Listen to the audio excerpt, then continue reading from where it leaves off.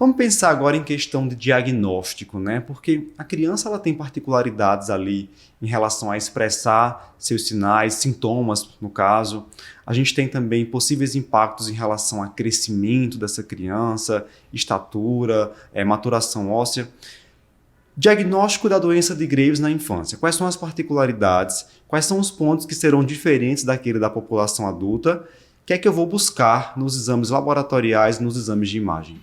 Antes de falar dos exames laboratoriais de imagem, lembrar da clínica que vai ser muito parecida. Então, eu tenho um quadro de tireotoxicose. Né? Então, todos aqueles sintomas, palpitação, tremores, perda de peso, ele pode estar presente. Né? Agora, de particularidade, você pode ter algum efeito no crescimento e na maturação óssea. Você vai ter uma aceleração do crescimento e você vai ter uma aceleração também da maturação óssea. Então, você pode ter uma idade óssea mais avançada.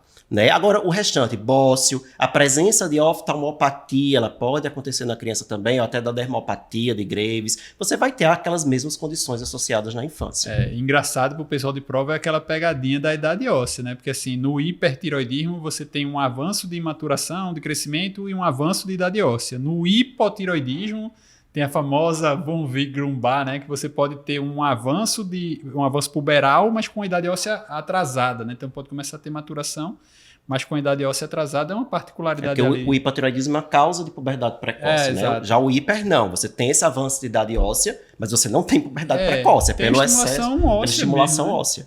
E deterioração também do desempenho escolar, não é só no hipo. No hiper você pode ter também essa criança que está com dificuldade de acompanhar o rendimento da escola. E às vezes aquele quadro de uma certa agitação, uma alteração de atenção, pode ter a ver com isso, né? Com a alteração... Agora, lembrar que essa clínica toda de hipertiroidismo pode estar presente em qualquer causa, exceto na presença de oftalmopatia ou dermopatia de Graves, que aí seria um sinal específico de Graves, patognomônico até, né? Mas esses sinais adrenérgicos, né? Esses outros, até a aceleração do crescimento, maturação óssea, qualquer causa de hipertiroidismo vai levar igual. Lembrando que nas crianças, o hipertiroidismo geralmente ele vai ser muito sintomático. Geralmente vai ser um quadro bem florido, né? Costuma ser mais florido. O paciente idoso, que muitas vezes tem aquele hipertiroidismo apático, com poucos sintomas. Na criança, geralmente é um hipertiroidismo franco, do ponto de vista laboratorial, e muito sintomático. No adulto mesmo, às vezes a gente pega pacientes com um quadro laboratorial bem alterado e que não tem tanto sintoma assim. Na criança é mais difícil. Pode ter, mas é mais difícil acontecer. Certo. E aí, laboratorialmente, a gente vai ter o padrão clássico. A gente vai ter uma queda do TSH, no caso, o hipertiroidismo franco, com aumento do T4 livre e do T3, podendo haver aquela situação também de T3 tireotoxicose.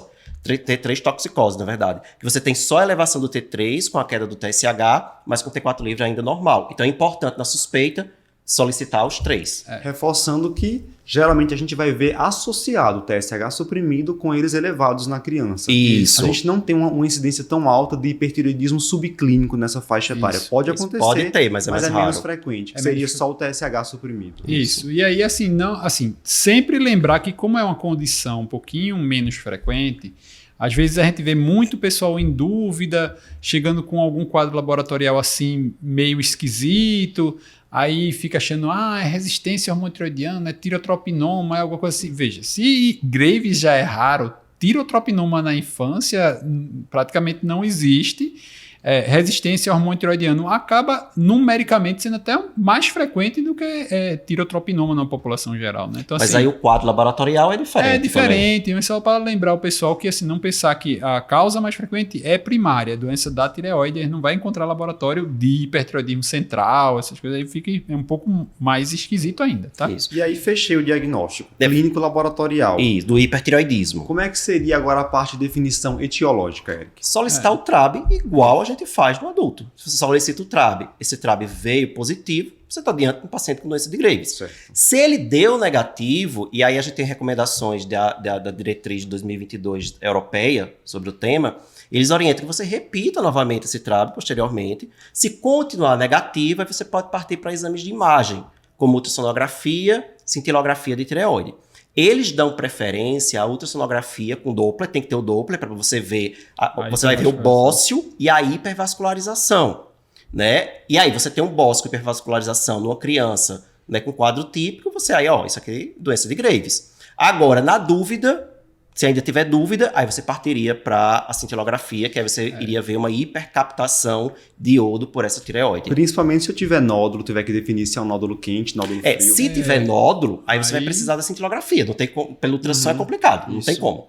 Aí você precisa dar cintilo para ver se tem ali um bócio nodular hipercaptante, que seria a doença de Plummer, ou um bócio multinodular hipercaptante, seria mais raro ainda, né? Pensar que essa ultrassonografia, às vezes, pode ter aspecto de pseudonódulo também, mesmo se tratando de Graves, né? Então, assim, é interessante essa abordagem de você fazer a abordagem laboratorial antes de fazer a ultrassonografia, porque se você não dosou TRAB antes, por alguma razão, e botou ultrassom na frente, você pode acabar se confundindo ali e se agarrar com a hipótese que você já desenhou antes, né? Valorizar demais um nódulo que não é um nódulo, né? E ficar na dúvida. Um ponto importante é a urgência que a gente vai ter em fechar esse diagnóstico para começar a tratar essa criança. A diretriz europeia toca nesse ponto mais de uma vez de que a gente tem que começar logo o tratamento, até pelos impactos que isso vai ter em relação a crescimento, desempenho escolar, como o Eric citou. Essa criança, quando busca ajuda, ela já vai estar algum tempo em hipertireoidismo. Se você ainda perde mais tempo nessa investigação, ela pode acabar tendo um prejuízo maior associado a essa condição, a essa comorbidade.